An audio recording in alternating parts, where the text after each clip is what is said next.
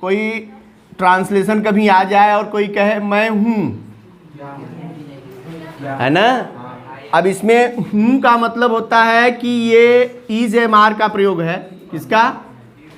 Is M R, यानी ये to be की क्रिया हो गई। और ये टू बी की क्रिया जो होती है वो इनकम्प्लीट प्रेडिकेशन होती है। इनकम्प्लीट प्रेडिकेशन यानी ये क्रिया कभी पूर्ण नहीं होती, और ये अपूर्ण क्रिया है, तो जब भी किसी सेंटेंस में आएगी तो इसको पूर्ण करने के लिए कंप्लीमेंट की जरूरत पड़ती है। जैसे इस सेंटेंस को यदि आप इस तरह लिख देंगे आई एम, कॉमन वे में तो आप समझते हैं कि सही है, लेकिन ये गलत है, ग्रामर रूल में गलत है। क्यों? क्योंकि ये एम क्या है?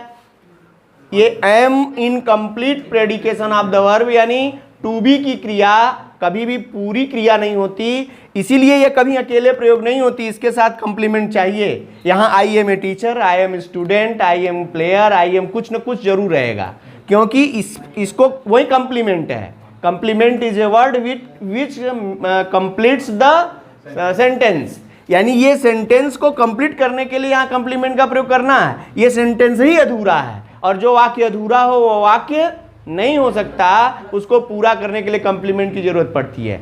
इसीलिए इस वाक्य को यदि किसी ने कहा मैं हूं, तो आप आई एम नहीं कह सकते, उसको जब भी कहेंगे तो यहां परिचय बताने के लिए सब्जेक्ट के स्थान पर इट का प्रयोग किया जाता है। इसीलिए आप कहेंगे इट इज आई। अब देखो यहां इज लग गया, आई जब सब्जेक्ट के रूप में आई है तो यहां एम ना होना चाहिए, लेकिन ऐसा नहीं हुआ, क्योंकि अब सब्जेक्ट हमारा इट है। आई क्या है? आई सब्जेक्टिव केस में है, लेकिन ये सब्जेक्ट नहीं है। सब्जेक्टिव केस में क्यों है? क्योंकि कंप्लीमेंट कभी भी ऑब्जेक्ट नहीं होता, इसलिए इसको सब्जेक्ट बनाना पड़ा है, इसलिए ये सब्जेक्टिव केस में है। और ये सब्जेक्ट नहीं है, यानी इस वाक्य का सब्जेक्ट इट ही है, इसलिए यहाँ इज होगा और यहाँ आई होगा। अब बात समझ में आई? तो दो तीन पॉइंट यहां पर आपको देखने को मिली कि पहले तो ये अधूरा वाक्य हो गया, दूसरा यदि इसको पूरा भी किए तो ये वर्ब के बाद का प्लेस किसका होता है? ऑब्जेक्ट का। ये भी जानो कि पूरे वाक्य में जब भी आप देखेंगे तो सब्जेक्ट और वर्ब और ऑब्जेक्ट, किसी भी वाक्य में यहां सब्जेक्ट नहीं मिलेगा आपको, क्योंकि वर्ब जो है वो वर्ब के प्लेस से ही डिसाइड होता है कि उसके पहले सब्जेक्ट और उसके बाद में ऑब्जेक्ट होना चाहिए। लेकिन यहाँ आप देखो, यहाँ ग्रामर में वो बन गया अपवाद रूल कि अब यहाँ वर्ब के बाद ही आ रहा है ये, लेकिन वर्ब के बाद अब यहाँ ऑब्जेक्ट नहीं होगा।